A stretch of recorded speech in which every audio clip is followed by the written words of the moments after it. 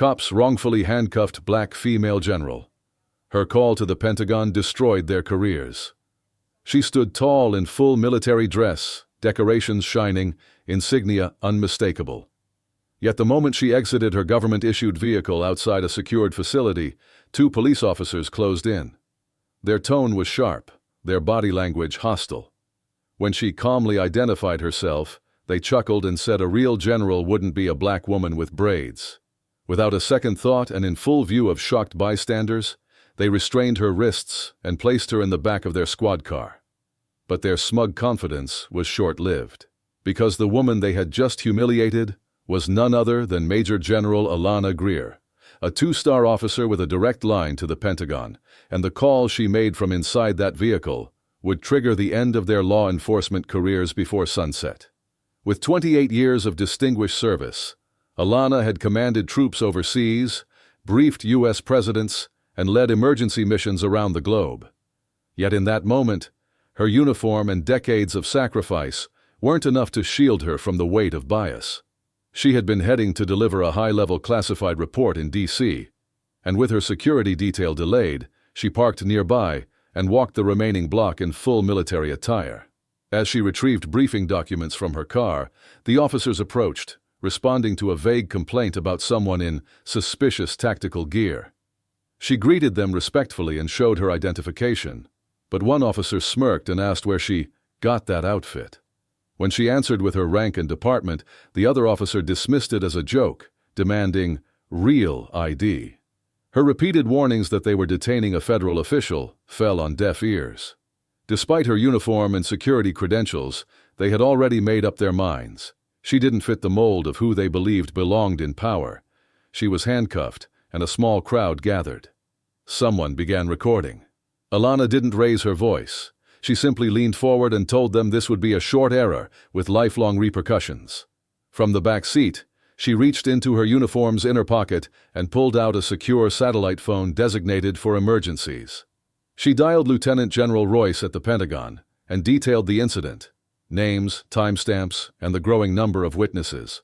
Within minutes, the matter was escalated to Homeland Security, the Department of Defense legal team, and the Inspector General's office.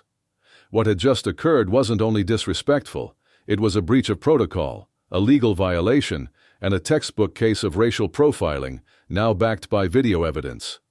Moments later, dispatch instructed the 2 units to hold their position and await supervisory command. The responding sergeant pulled up fast. When he saw who was sitting cuffed in the cruiser, his face drained of color. "General Greer," he stammered, scrambling for words. She stepped out, composed, calmly smoothing her uniform. One officer began a half-hearted apology, but she stopped him. "You don't apologize just to keep your job," she said quietly. "You apologize when you recognize the gravity of your actions." The sergeant assured her the issue had already been elevated to federal review and internal investigation. But the damage was irreversible. The footage, already circulating online, caught fire within hours. And with the Pentagon's attention, disciplinary action moved swiftly. Because Alana Greer wasn't just any officer. She was a high-ranking symbol of what discipline, service, and dignity looked like. And she had just turned their prejudice into the very mistake that would cost them everything. She was a trusted federal asset, and she knew how to fight back by the book. By the end of the day, both officers were removed from duty and placed on immediate leave. A full inquiry was initiated by Internal Affairs, and once the bodycam footage was verified and matched against Alana's Department of Defense credentials, the city's leadership issued a formal statement condemning the incident. The Pentagon released a firm response, calling the treatment of Major General Greer not only a disgrace to her decorated military record, but also a dangerous breach in operational security, stating clearly that such actions would face zero tolerance. National news ran with the story, with headlines screaming, "Black General detained in full uniform, Pentagon steps in." Yet Alana never chased cameras or attention. She didn't make any public statements, didn't post rants online. She simply went on with her duties, reporting to the classified briefing she had been scheduled to lead, punctual and dignified, her shoulders squared in uniform. Because true authority doesn't need retaliation, it moves through truth. And Alana had both the evidence and the rank to make it count. Within a month, Both officers were permanently dismissed, not only for that day's events, but because the review uncovered multiple previous complaints that had been buried. Alana took this moment and turned it into a mission. She partnered with senior officials to push for required bias and military protocol training across law enforcement agencies.